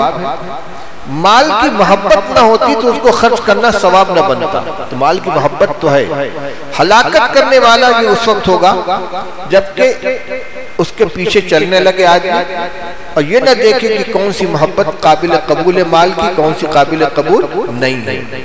اور آخری بات فرمائی تباہ کرنے والی، اعجاب المرء بنفسہ، آدمی کا خود پسند و خود بھی ہونا، اپنی رائے کو سب سے اوپر سمجھنا، مجھ سے زیادہ کوئی قابل نہیں ہے، مجھ سے زیادہ کوئی ہوشیار نہیں ہے، مجھ سے زیادہ کوئی تجربے کار نہیں ہے، مجھ سے زیادہ کوئی عقل مند نہیں ہے۔ اگر کوئی اس کو کوئی مشورہ دیتا ہے، آپ کے مشورے کی ضرورت نہیں ہے، میں آپ سے زیادہ جانتا ہوں۔ اس کا پہلا نتیجہ یہ ہوتا ہے کہ کسی خیر خواہ کے نیک مشورے کو بھی قبول نہیں کرتا اور عجب میں مبتلا رہتا ہے، کسی سے خود مشورہ نہیں کرتا، کسی مشورے کو قبول نہیں کرتا، گڈھے میں ہیرا گرتا ہے۔ اسی لیے آیت میں فرمایا کہ وہی اشدہن، ان 3 تباہ کن صفات میں سب سے زیادہ ہلاک کرنے والی یہی صفت ہے، اعجاب نفس۔ یہ تکبر کی ایک شکل ہے۔ اس لیے جب اللہ کے رسول صلی اللہ علیہ وسلم صحابہ کرام سے مشورہ کیا کرتے تھے، غزوہ احد کے موقع پر مشورہ فرمایا ہے، غزوہ بدر کے موقع پر مشورہ فرمایا ہے، غزوہ خندق کے موقع پر مشورہ فرمایا ہے، ازواج مطہرات تک سے مشورہ فرمایا ہے۔ آپ نے حدیث میں واقع آتا ہے جب رسول اللہ صلی اللہ علیہ وسلم سن 6 ہجری میں عمرہ کے لیے تشریف لے گئے اور مشرکین مکہ نے مکہ میں داخل نہیں ہونے دیا اور 10 سال کے لیے صلح ہو گئی، اور اس میں یہ طے ہوا کہ اس سال تو آپ بغیر عمرہ کیے واپس تشریف لے جائیں، اگلے سال آئیے گا، 3 دن کے لیے آپ کو حرم میں رہنے کی اجازت ملے گی، اس سال آپ واپس جائیے۔ صحابہ کرام مدینہ سے احرام باندھ کر آئے تھے، قربانی کا جانور لے کر آئے تھے۔ آپ نے فرمایا کہ تم لوگ اپنا احرام کھول دو، بال منڈا دو، جانور کو قربان کر دو۔ اب صحابہ کرام انتہائی صدمے کے اندر تھے۔ وجہ یہ تھی کہ رسول اللہ صلی اللہ علیہ وسلم نے خواب دیکھا تھا، لَتَدْخُلُنَّ الْمَسْجِدَ الْحَرَامَ إِنْ شَاءَ اللَّهُ آمِنِينَ مُحَلِّقِينَ رُؤُوسَكُمْ وَمُقَصِّرِينَ لَا تَخَافُونَ، کہ تم لوگ انشاءاللہ حرام مسجد حرام میں ضرور داخل ہوگے، اس حال میں کہ مطمئن ہوگے، امن کی حالت میں ہوگے، کسی کا خوف نہیں ہوگا۔ یہ حرام باندھ کر آئے، وہی امید لے کر آئے، یہاں پاسا پلٹ گیا۔ آئے یا رسول اللہ، کیا آپ نے یہ نہیں فرمایا تھا کہ عمرہ کریں گے؟ فرمایا کہا تھا، لیکن کیا یہ بھی کہا تھا کہ اسی سال ہو جائے گا؟ ہوگا انشاءاللہ۔ اب جب آپ نے اعلان کیا کہ قربانی کرو اور حجامت بنواؤ، بال منڈواؤ احرام سے نکلنے کے لیے، کوئی اپنی جگہ سے اٹھنے کے لیے تیار نہیں۔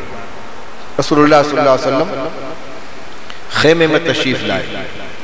ام المومنین حضرت ام سلمہ رضی اللہ تعالیٰ عنہ سے عرض فرمایا کہ میں اعلان کر رہا ہوں کہ لوگ اپنے بال منڈا دیں، لیکن اتنے صدمے میں ہیں لوگ کہ کوئی اٹھنے کے لیے تیار نہیں ہے۔ آج میں فرمایا یا رسول اللہ آپ کسی سے کچھ مت کہیے، اپنے حجام کو بلائیے اور باہر بیٹھ کر آپ سب کے سامنے سر منڈا لیجیے۔ یہ خاتون کا مشورہ ہے، حضور صلی اللہ علیہ وسلم نے قبول فرما لیا۔ باہر تشریف لائے، حالق مونڈنے والے کو بلایا، فرمایا میرا سر مونڈو۔ اب جب آپ کے سر پر اسطورہ چلنا شروع ہوا تو ہر ایک دوسرے کا سر مونڈ رہا ہے، اور فرماتے کہ ایسا کھینچ کھینچ کے کھرچ رہے تھے جیسا لگتا تھا قتل کر ڈالیں گے۔ تو مشورہ تو رسول اللہ صلی اللہ علیہ وسلم نے لیا ہے، اور چھوٹوں ہی سے لیا ہے، اس لیے کہ آپ سے بڑا تو کوئی تھا ہی نہیں، اس لیے یہ کہنے کی ضرورت نہیں کہ چھوٹوں سے بھی لیا ہے، چھوٹوں سے ہی لیا ہے۔ صحابہ ہوں، ازواج مطہرات ہوں، سلمان فارسی رضی اللہ تعالیٰ عنہ عجم کے رہنے والے، غزوہ خندق کے موقع پر آپ نے صحابہ سے مشورہ کیا اور انہوں نے کہا یا رسول اللہ ہم فارس کے لوگ ایسے موقع پر اپنے شہر کے ارد گرد گہری اور چوڑی کھائی کھود لیا کرتے تھے تاکہ دشمن پار کر کے نہ آ سکے۔ فرمایا ٹھیک ایسا ہی کرو۔ اعجاب نفس جو مبتلا ہوگا وہ نہ مشورہ کرے گا نہ مشورہ قبول کرے گا۔ اصل میں تو اس کا وہ ٹکڑا نقل کرنا تھا جس میں آیت میں فرمایا ہے کہ کامیابی کی صفات میں سے ایک صفت یہ بھی ہے کہ غصے اور خوشحالی اور ناراضگی میں صحیح بات بولے، لیکن اس روایت کا ہر جز بہت اہم و قابل عمل ہے۔ اللہ تعالی ہم سب کو عمل کرنے کی توفیق عطا فرمائے۔ کیا بزرگوں سے پانی دم کرانا ہی استفادہ کی ایک شکل ہے یا اور بھی استفادے کے مواقع ہیں؟ یہ شاید تنزیہ تحریر ہے، جو لوگ بس اسی کو سمجھتے ہیں برکت، پانی دم کرا لو، ان کا جھوٹا کچھ استعمال کر لو، ان کا کرتا پہن لو، ان کا ہاتھ چوم لو۔ صحابہ رضی اللہ تعالیٰ عنہ کا اصل محبت کا اظہار عمل سے ہوتا تھا، اس لیے بزرگوں سے استفادہ کی اصل شکل یہ ہے جیسے صحابہ پوچھتے تو کچھ نصیحت کر دیجئے، کچھ ہدایت دے دیجئے، درخواست کرنے پر ہو یا از خود ہو، جو ہدایت دے اس پر عمل کیا جائے۔ داڑھی کے ٹوٹے ہوئے بال کے دو ٹکڑے کرنے کی کیا حقیقت ہے اور اس ٹوٹے ہوئے بال کا کیا کریں؟ اصل میں ایک بات مشہور ہے کہ بالوں پہ جادو کیا جاتا ہے اور ٹوٹے ہوئے بال پہ جادو نہیں ہوتا، اس لیے بہت سے لوگ اس ڈر کی وجہ سے کہ میری داڑھی کے بال پر کوئی جادو نہ کر دے اس کو توڑ دیتے ہیں۔ اس کی کوئی حقیقت نہیں ہے۔ ہوا تھا رسول اللہ صلی اللہ علیہ وسلم کے بال مبارک پر لبید ابن عاصم یہودی نے جادو کیا تھا، لیکن ہر بال پر جادو ہو ایسا نہیں ہے، اور بال کو کہیں کنارے ڈال دینا چاہیے۔ طبیعت نے بشاشت تو نعت سنا دے، یہ عجیب بات ہے، یہ کون سا مسئلہ ہے؟ بھئی اب گلے میں طاقت نہیں رہ گئی ہے۔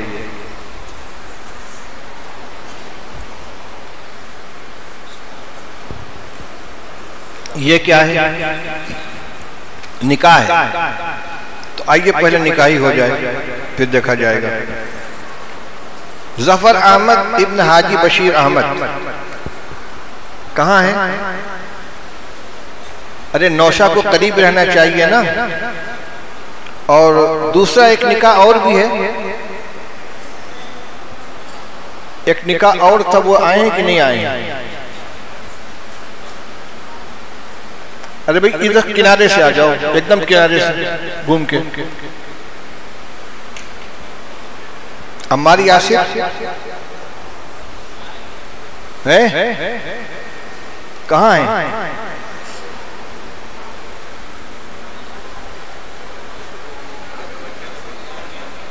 یہاں چھوٹی سی جگہ بنا دو، صرف نوشا کو بھیج دیجئے دونوں، باقی لوگ یہیں قریب میں رہیے۔ ان کا کاغذ کہاں ہے؟ تم بھی آدھے ہی مولوی ہو.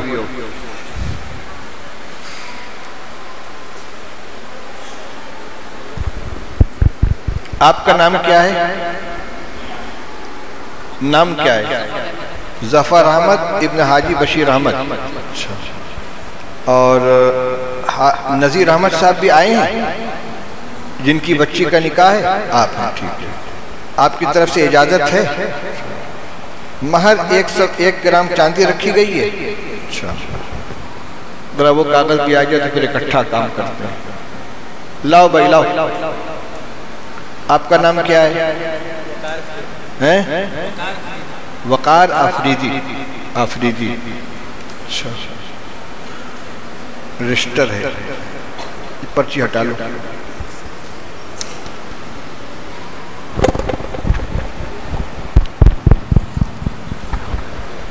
وقار آفریدی اور مسیرہ انصاری. جاوید اختر صاحب کہاں ہیں؟ جاوید اختر ہیں موجود؟ اچھا، یہ موجود ہے. مہر 1 جوڑی سونے کا ایران ہے. اچھا. الحمدللہ نحمده ونستعینه ونستغفره ونؤمن به ونتوکل علیہ ونعوذ باللہ من شرور انفسنا ومن سیئات اعمالنا من يهده الله فلا مضل له ومن يضلل فلا هادي له ونشهد أن لا إله إلا الله وحده لا شريك له ونشهد أن سيدنا ومولانا محمدا عبده ورسوله صلى الله تبارك وتعالى عليه وعلى آله وأصحابه وبارك وسلم تسليما كثيرا كثيرا. أما بعد فأعوذ بالله من الشيطان الرجيم. بسم الله الرحمن الرحيم. يا أيها الناس اتقوا ربكم الذي خلقكم من نفس واحدة وخلق منها زوجها وبث منهما رجالا كثيرا ونساء واتقوا الله الذي تساءلون به والأرحام إن الله كان عليكم رقيبا. يا أيها الذين آمنوا اتقوا الله حق تقاته ولا تموتن إلا وأنتم مسلمون. يا أيها الذين آمنوا اتقوا الله وقولوا قولا سديدا يصلح لكم أعمالكم ويغفر لكم ذنوبكم ومن يطع الله ورسوله فقد فاز فوزا عظيما. ہاں بھائی ظفر احمد صاحب، میں نے آپ کا نکاح نذیر احمد صاحب کی صاحبزادی عارفہ انصاری کے ساتھ 101 گرام چاندی مہر کے عوض کر دیا. آپ نے نکاح قبول کیا؟ ہاں، میں نے نکاح قبول کیا. ماشاءاللہ. ہاں.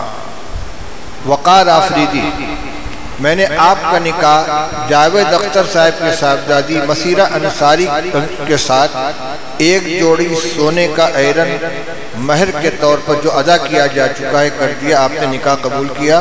ہاں، میں نے قبول کیا. بارک اللہ لکما وجمع بینکما فی خیر.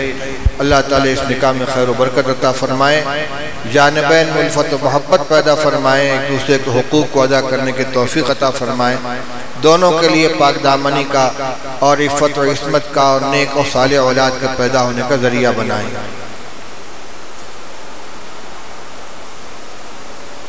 اب یہ حکم بھی پورا ہو جائے.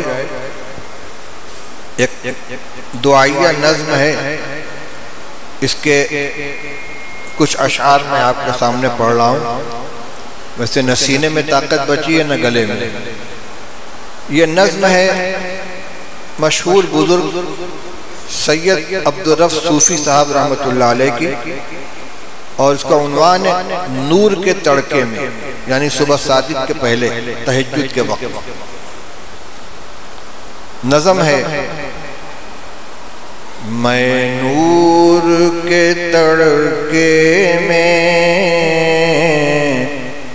جس وقت اٹھا سو کر، میں نور کے تڑکے میں جس وقت اٹھا سو کر، اللہ کی رحمت کے دروازے کھلے پائے، اللہ کی رحمت کے دروازے کھلے پائے۔ آتی تھی ندا پہ ہم جو مانگنے والا ہو، آتی تھی ندا پہ ہم جو مانگنے والا ہو، ہاتھ اپنے عقیدت سے آگے میرے پھیلائے، ہاتھ اپنے عقیدت سے آگے میرے پھیلائے۔ جو رزق کا طالب ہو میں رزق اسے دوں گا، جو رزق کا طالب ہو میں رزق اسے دوں گا، جو طالب جنت ہو جنت کی طلب لائے، جو طالب جنت ہو جنت کی طلب لائے۔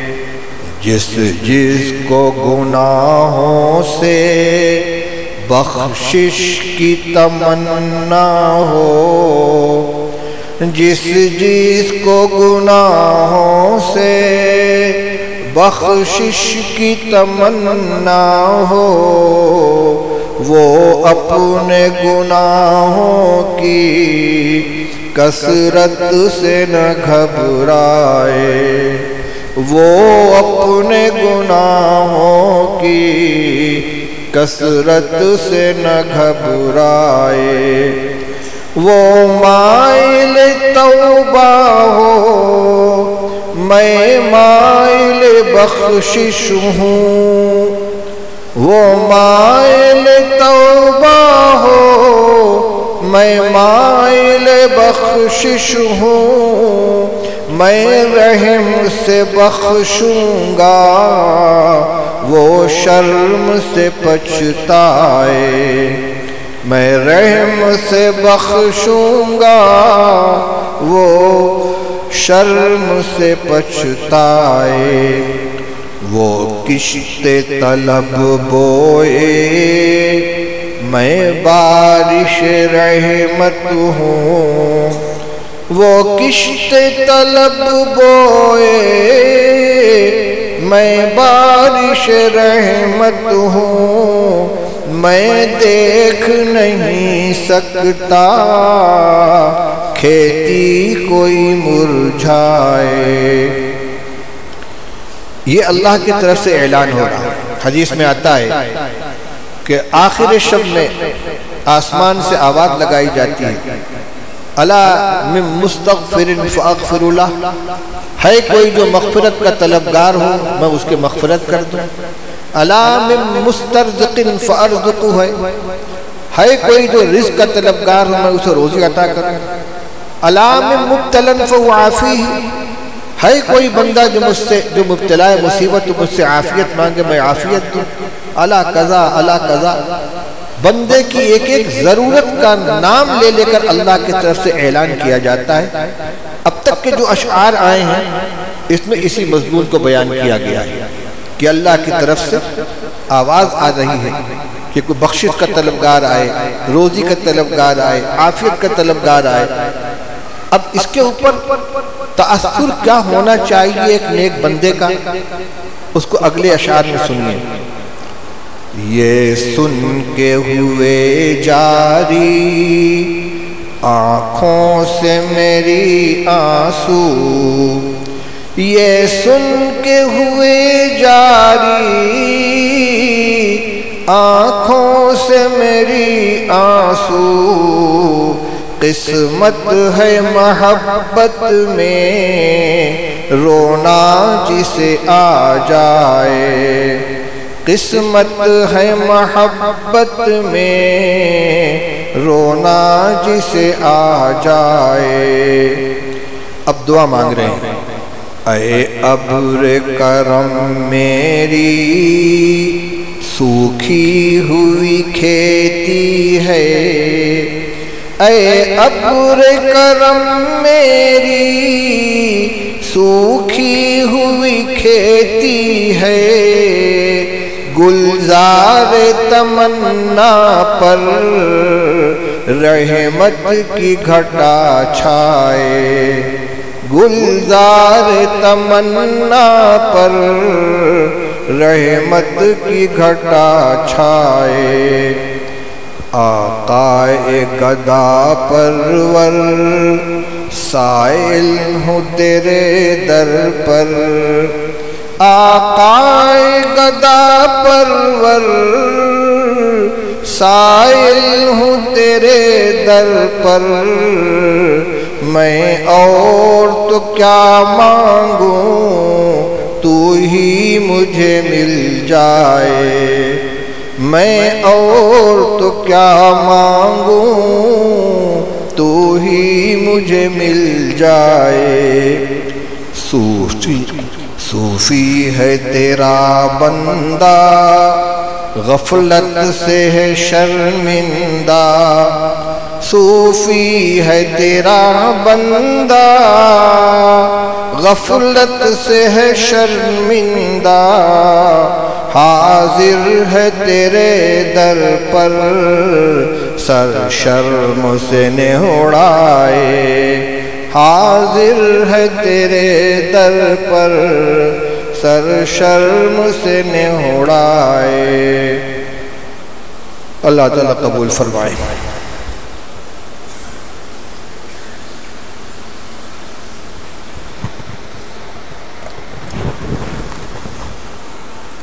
بھائی آج 27ویں شب ہے، آپ کو بھی معلوم ہے، اور اسی شوق میں یہاں حاضر ہوئے ہیں کہ اللہ تعالیٰ کی رحمتوں، مغفرتوں، بخششوں، نوازشوں میں کچھ ہمارا بھی حصہ لگ جائے۔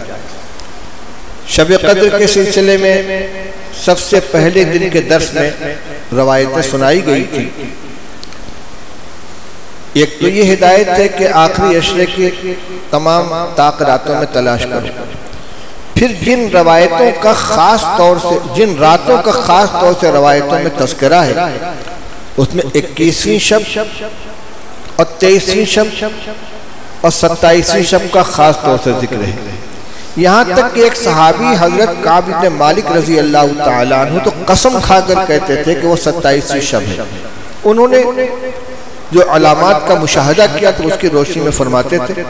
ویسے اس پر اتفاق ہے کہ یہ رات مختلف برسوں میں الگ الگ راتوں کے اندر پائی جاتی تھی۔ آج کی رات اللہ کرے آج ہی شب قدر ہو، اگر اب تک نہ گزری ہو تو جو وقت ہم لے کر یہاں آئے ہیں اس کی پوری قدر کریں۔ 11:30 بج چکا ہے، 3 بجے تک آپ کے پاس وقت ہے۔ تہجد ادا کریں، نفلیں پڑھیں، قرآن پاک کی تلاوت کریں، دعائیں مانگیں، اور دعاؤں کے جو آداب بتلائے گئے ہیں، سب سے پہلے اپنی ذات کا حق ہے۔ سچے دل سے اللہ کے سامنے گزشتہ گناہوں کو توبہ کریں، عزم کریں کہ آئندہ انشاءاللہ گناہ نہیں کریں گے۔ یہی توبہ کی حقیقت ہے۔ صرف یا اللہ توبہ کہنے سے توبہ نہیں ہوتی،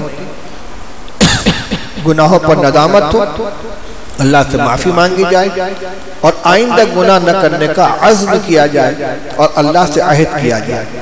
اللہم انا نستغفرک ونتوب من جمیع المعاصی لا نرجع الیہا ابدا۔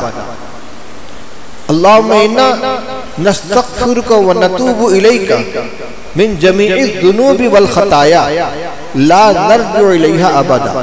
اے اللہ، ہم تیرے سامنے اپنے تمام گناہوں خطاؤں سے توبہ کرتے ہیں اور عہد کرتے ہیں کہ آئندہ اس گناہ کو نہیں کریں گے۔ اپنے لیے، اپنے اہل و عیال کے لیے، والدین کے لیے، رشتہ داروں کے لیے، مسجد کے تمام نمازیوں کے لیے، تمام اہل تعلق کے لیے، تمام خدام کے لیے، پوری امت کے لیے سب سے اہم ضرورت ہماری دنیا میں ہدایت ہے اور آخرت میں مغفرت اور اللہ کی رحمت ہے۔ دعا مانگے کہ اللہ تعالی ہمیں ہدایت پر قائم رکھے، ہمارے ایمان کی حفاظت فرمائے، ہم سب کا خاتمہ ایمان کے اوپر ہو، اس حال میں دنیا سے جائیں کہ اللہ ہم سے راضی ہے، اور کوشش کریں ایسے اعمال کی جو اللہ کی رحمت کو متوجہ کرنے والا ہو۔ تو خاتمہ بالخیر کی دعا مانگیں۔ خاتمہ بالخیر کی دعا موت کی دعا نہیں ہے، بلکہ اس بات کی دعا ہے کہ جب اپنے وقت پر موت آئے تو ایمان پر خاتمہ ہو، دنیا سے کامیاب ہو کر جائیں۔ اس کے علاوہ ہر ایک کی اپنی ذاتی ضرورتیں ہیں، کوئی رزق سے پریشان ہے، کوئی بیماری سے پریشان ہے، کوئی گھریلو حالات سے پریشان ہے، کوئی بچوں کی نالائقی سے، کوئی بیوی کی سختی سے، کوئی بھائیوں کی لڑائی سے، کوئی پڑوسیوں کی ازارثانی سے، مختلف پریشانیاں ہوتی ہیں، کوئی مقدمات سے، کوئی بیماری سے۔ اپنی تمام حاجتیں اللہ کے سامنے رکھیں۔ حدیث میں فرمایا گیا کہ اگر تمہاری جوتے کا تسمہ بھی ٹوٹ جائے تو اللہ سے مانگو۔ ہم زیادہ سے زیادہ اسباب مہیا کر سکتے ہیں، لیکن اسباب میں اثر پیدا کرنا، نتیجہ پیش کرنا یہ اللہ کے ہاتھ میں، مانگے اسی سے۔ دعاؤں کا بھی اہتمام کریں، تلاوت کا بھی اہتمام کریں، نفلوں کا اہتمام کریں، آخر شب میں تہجد کی نیت سے رکعتیں پڑھ لیں اور جتنی ہو سکے نفلیں پڑھیں۔ حفاظ کرام ایک ساتھی کو لے کر قرآن پاک کا دور کریں، تو یہ کرنے کے کام ہے۔ ہمت ہو صلاۃ التسبیح ادا کر لیں، ورنہ دو رکعت نفلی کی حیثیت سے پڑھتے چلے جائیں۔ اللہ تعالی ہمارے یہاں جمع ہونے کو قبول فرمائے، ہماری نیتوں میں اخلاص عطا فرمائے۔ بڑا سے بڑا عمل ہو لیکن نیت کے اندر کھوٹ ہو تو منہ پر مار دیا جائے گا۔ حدیث میں آپ سن چکے ہیں کہ ایک غازی کو جو اللہ کے راستے میں شہید ہو گیا، ایک عالم کو زندگی بھر جو بظاہر دین کی خدمت کرتا رہا، ایک شہید کو جس نے اللہ کے راستے میں جان دے دی، ایک سخی کو جس نے اپنا مال نیک کاموں میں لٹایا۔ دنیا والوں کی نظر میں بہت اچھا ہے، لیکن اللہ دلوں کا حال جانتے ہیں۔ اگر نیت درست نہیں تو اس سب کو اٹھا کر جہنم میں ڈال دیا گیا۔ اس لیے اپنے نیت کو درست کریں۔ بندہ جانتا ہے، اللہ جانتا ہے۔ اپنے اخلاص کی دعا بھی کریں، اخلاص کی کوشش بھی کریں۔ دعا فرما لیں۔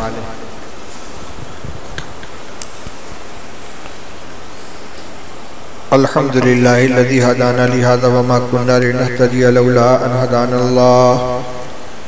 سبحان اللہ وبحمدہ سبحان اللہ العظیم، سبحان اللہ وبحمدہ عدد خلقہ وزنۃ عرشہ ومداد کلماتہ۔ اللہم صلی علی سیدنا وشفیعنا وحبیبنا ونبینا ومولانا محمد وعلی آلہ واصحابہ وبارک وسلم۔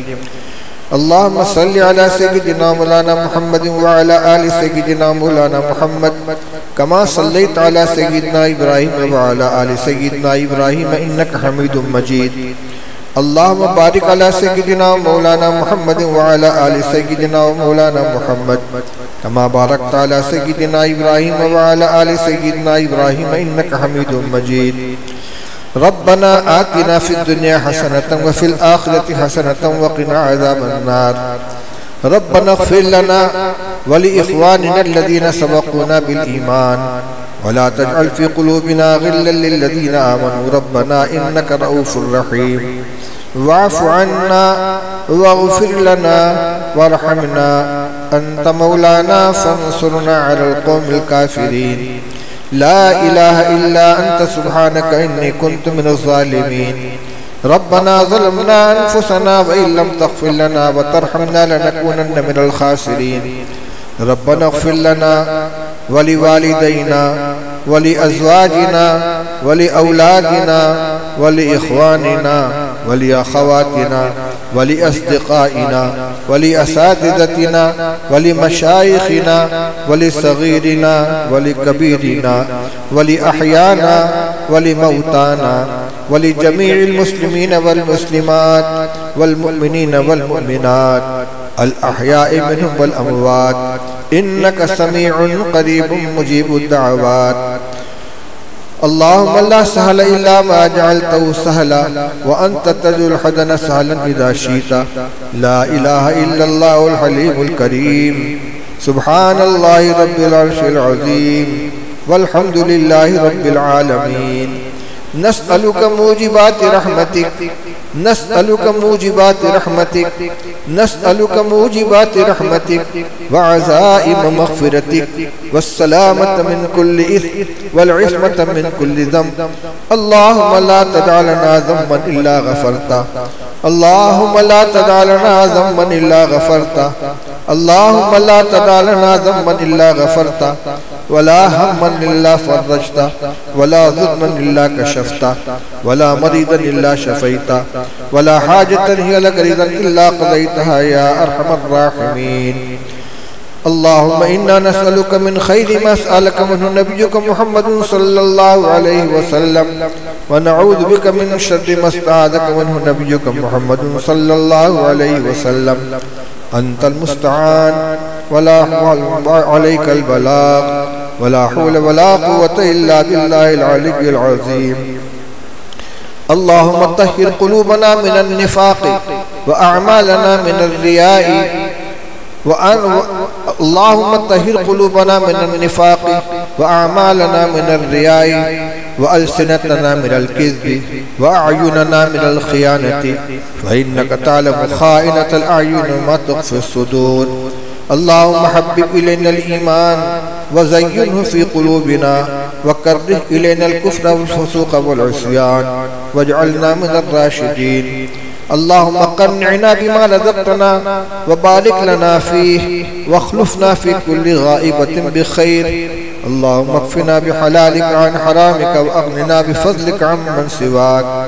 رب اجعلني مقيم الصلاة ومن ذريتي ربنا وتقبل دعاء. ربنا اغفر لي ولوالدي وللمؤمنين يوم يقوم الحساب. ربنا هب لنا من أزواجنا وذرياتنا قرة أعين واجعلنا للمتقين إماما. اللهم يا حي يا قيوم برحمتك نستغيث أصلح لنا شأننا كله ولا تكلنا إلى أنفسنا طرفة عين. اللهم استر عوراتنا. اللهم آمن روعاتنا. اللهم اجعل سريرتنا خيرا من علانيتنا واجعل علانيتنا صالحة. اللهم إن قلوبنا ونواصينا وجوارحنا بيدك لم تملكنا منا شيئا فإذا فعلت ذلك بنا فكن أنت ولينا واهدنا إلى سواء السبيل. يا أرحم الراحمين يا أكرم الأكرمين يا مجيب دعاء المضطرين. ظلمنا أنفسنا وإن لم تغفر لنا وترحمنا لنكونن من الخاسرين. اے اللہ ہمارے گناہوں کو معاف فرما دے. اے پروردگار ہماری تمام خطاؤں سے درگزر فرما دے. اے اللہ ہم سر سے پیر تک گناہوں میں ڈوبے ہوئے ہیں. اے اللہ ہماری تمام اعضاء تیری نافرمانیوں کے اندر ملوث ہیں. اے اللہ تیرے علاوہ ہمارا کوئی سہارا نہیں ہے. اے اللہ اگر تو نے اپنے در سے دھتکار دیا ہمارا کوئی ٹھکانہ نہیں, ہماری کوئی جائے پناہ نہیں. اے اللہ ہم گناہگار ہیں, تیرے بندے ہیں. اے اللہ یہ مبارک مہینہ اور یہ مبارک راتیں تو نے اپنے بندوں کو معاف کرنے کے لیے نوازنے کے لیے نازل فرمائی ہیں. اے اللہ ہم نالائق ہیں, گناہگار ہیں, لیکن تیری رحمت نے بڑی وسعت ہے. اے اللہ جہاں تو اپنے نیک و صالح بندوں کو خوش ہو کر نوازتا ہے, اے اللہ ہم ناکاروں کو بھی اپنے فضل و کرم سے نواز دے, مغفرت سے نواز دے, رحمت سے نواز دے, عافیت سے نواز دے, خیر و برکت سے نواز دے. اے اللہ ہمارے دلوں کو پاک فرما دے, دلوں کے اندر گناہوں کی لذت کو ہٹا دے. اے اللہ اپنی الفت و محبت پیدا فرما دے, اپنے حبیب پاک صلی اللہ علیہ وسلم کی محبت پیدا فرما دے, سنتوں کی محبت پیدا فرما دے. اے اللہ اپنی ملاقات کا یقین عطا فرما دے. اے اللہ اپنے دربار میں کھڑے ہونے کا یقین عطا فرما دے. اے اللہ آخرت کا یقین عطا فرما دے. اے اللہ گناہوں سے بچنے کی توفیق نصیب فرما. اے اللہ تیرے دربار میں ہمیں حاضر ہونا ہے. کہ اللہ دنیا کی نگاہوں میں ہم بڑے نیک بڑے پارسا ہیں کہ اللہ تو ہماری حقیقتوں سے واقف ہے. اے اللہ جس طرح تو نے دنیا میں ہمارے اوپر پردہ رکھا ہے, اے اللہ آخرت کی رسوائی سے بھی ہماری حفاظت فرما. اے اللہ آخرت کی رسوائی سے بھی حفاظت فرما، اے اللہ آخرت کی شرمندگی سے بھی حفاظت فرما، اے اللہ مرنے سے پہلے تمام معاملات کو صاف کرنے کی توفیق نصیب فرما، اے اللہ تیرے حقوق کے سلسلے میں ہم سے جو کوتاہیاں ہوئی ہیں اے اللہ ہم جتنا ادا کر سکیں اے اللہ ان کو ادا کرنے کی توفیق عطا فرما، اپنے فضل سے ہمارے جرائم کو معاف فرما دے، اے اللہ تیرے بندوں کے حقوق کے سلسلے میں جو کوتاہیاں ہوئی ہیں، حق تلفیاں ہوئی ہیں اے اللہ ہمیں توفیق عطا فرما کہ ہم مرنے سے پہلے تمام حقوق العباد سے اپنے آپ کو آزاد کر لیں، لیکن اے اللہ اگر ہم نہ کر سکے اپنی سستی و غفلت کی وجہ سے، لا علمی کی وجہ سے اے اللہ تیرے خزانہ رحمت میں بڑی گنجائش ہے، اے اللہ تو تک گناہوں کو نیکیوں میں بدلنے والا ہے، اے اللہ تو تک گناہوں کو یاد دلا دلا کر ان کے بدلے میں رحمت عطا فرمانے والا ہے، اے اللہ ہمارے جرائم کو معاف فرما کر، بندوں کے حقوق کو اے اللہ معاف فرما کر اے اللہ اس کا بدلہ اپنے خزانہ رحمت سے عطا فرما دے اور آخرت کی رسوائی سے ہماری حفاظت فرما دے۔ اے اللہ ہم نے اگر کسی کو تکلیف پہنچائی ہو، کسی کو گالی دی ہو، کسی کا مال ہڑپ کیا ہو، کسی کو اذیت پہنچائی ہو اے اللہ اس کی مغفرت فرما دے، اے اللہ اپنے اس بندے کی مغفرت فرما دے، اے اللہ تو اس سے راضی ہو جا، اے اللہ تو اس سے راضی ہو جا، اس سے خوش ہو جا، اس کی کامل مغفرت فرما دے، اے اللہ ہم اس کے لیے سفارش کرتے ہیں، درخواست کرتے ہیں، اے اللہ ہماری طرف سے جو زیادتیاں ہوئی ہیں اے اللہ اس کو اس کے حق میں نیکی بنا دے۔ ربنا لا تجعلنا فتنة للقوم الظالمین ونجنا برحمتک من القوم الکافرین۔ اے اللہ یہ مبارک رات ہے، تیرے بندے پوری دنیا کے اندر تیرے سامنے اپنی اپنی حاجتیں پیش کر رہے ہیں، اے اللہ ہمیں تو مانگنا بھی نہیں آتا، ہماری جھولی بھی خالی ہے، ہمارا پیالہ بھی خالی، ہمیں مانگنے کا بھی اے اللہ ڈھنگ نہیں ہے، اے اللہ تو اپنے فضل سے ہمیں بن مانگے تمام نعمتیں عطا فرما، رحمتیں عطا فرما، مغفرتیں عطا فرما۔ اس مجمع کے اندر جس کے دل میں جو تمنا ہے، جو آرزو ہے اے اللہ سب کو تو جاننے والا ہے، تو علام الغیوب ہے، دلوں کے حال کو جاننے والا ہے، اے اللہ اسے اپنی حاجتوں کی بھیک مانگتے ہیں، اے اللہ اپنے خزانہ رحمت سے ہماری تمام ضرورتیں پوری فرما دے، اے اللہ ہمارے ایمان کی حفاظت فرما، ہمارے ایمان کی حفاظت فرما، ہمارے بچوں کے ایمان کی حفاظت فرما، ہماری بچیوں کی حفاظت کی ایمان کی حفاظت فرما، اے اللہ آج باطل کی طرف سے ہمارے بچوں کی عصمت و عفت کو ڈاکہ ڈالنے کے لیے اللہ کوششیں ہو رہی ہیں اور ہماری بچیاں بہک رہی ہیں، غیروں کے ساتھ جا رہی ہیں، ایمان کو ضائع کر رہی ہیں، عفت و عصمت کو برباد کر رہی ہیں، اے اللہ اپنی قوت قاہرہ سے اللہ تو ان کی حفاظت فرما، ماں باپ کو حفاظت کرنے کی توفیق عطا فرما، ہماری آنکھیں کھول دے، اے اللہ اس رسوائی سے ہماری حفاظت فرما دے، اے اللہ ہماری جان مال عزت آبرو کی حفاظت فرما، ظالموں کو ان کے کیفر کردار تک پہنچا دے، اے اللہ تو ظالموں سے انتقام لے لے، اے اللہ ہم کمزور ہیں، اے اللہ ہم کمزور ہیں، ضعیف ہیں، لیکن تو ہمارا پشت پناہ ہے، تو بڑی طاقت والا ہے، اے اللہ اپنی طاقت سے ہماری حفاظت فرما دے، اے اللہ ہماری روزی کو حلال بنا دے، حرام سے ہماری پوری حفاظت فرما، حرام کے لقمے سے ہماری حفاظت فرما، اے اللہ حلال برکت والی روزی عطا فرما، حرام سے حفاظت فرما، اے اللہ جو بیمار ہیں ان کو شفا عطا فرما، بہت سے لوگ لا علاج بیماریوں میں مبتلا ہیں، ڈاکٹروں نے جواب دے دیا، لیکن اللہ تیری قدرت کے سامنے کوئی چیز بعید نہیں، اللہ تو اپنے فضل سے تمام لا علاج بیماروں کو بھی شفا عطا فرما، تمام عام بیماروں کو بھی شفا عطا فرما، اے اللہ ہم جسمانی بیماری میں مبتلا ہیں، روحانی بیماریوں میں مبتلا ہیں، اخلاقی بیماریوں میں مبتلا ہیں، اے اللہ ہر بیماری سے ہمیں پاک فرما دے، اے اللہ ہمیں حسد سے پاک فرما دے، تکبر سے پاک فرما دے، طمع سے پاک فرما دے، حرص سے پاک فرما دے، حب مال اور حب جاہ سے پاک فرما دے، اے اللہ دل کی تمام گندگیوں کو دور فرما دے، اے اللہ یہ دل تو نے اپنی محبت کے لیے عطا فرمایا تھا، ہم نے نہ جانے کیا کیا گندگیاں اس نے بھر رکھی ہیں، اے اللہ یہ دل تیرے قبضے قدرت میں ہے، اے اللہ اپنے فضل سے ہمارے دلوں کو پاک فرما دے، اللہم طہر قلوبنا من النفاق وأعمالنا من الرياء وألسنتنا من الكذب وأعيننا من الخيانة فإنك تعلم خائنة الأعين وما تخفي الصدور۔ اے اللہ جن لوگوں نے ہم میں سے کسی سے دعا کی درخواست کی ہو یا کرنا چاہتے ہوں نہ کر سکے ہوں، اے اللہ ان سب کی جائز مرادیں پوری فرما۔ اے اللہ پورے عالم کے اندر تیرے نیک بندے تجھ سے خیر کے جو دعائیں مانگ رہے اس میں ہمارا حصہ مقدر فرما، جن شرور سے پناہ چاہ رہے ہیں ان سے حفاظت فرما۔ اے اللہ ہمارے تمام محسنین کی مغفرت فرما دے، جن کا ہمارے ساتھ کسی طرح کا احسان ہو، جانی مالی جاہی، اے اللہ ان کے احسان کو ان کو بہترین بدلہ عطا فرما، تو ان سے خوش ہو جا۔ اے اللہ اس اعتکاف کے اندر جو لوگ خدمت کر رہے ہیں، کسی طرح سے بھی خدمت کر رہے ہیں، اے اللہ تو ان سے بھی راضی ہو جا، ان کی مغفرت فرما دے، ان کو عمر و برکت عطا فرما۔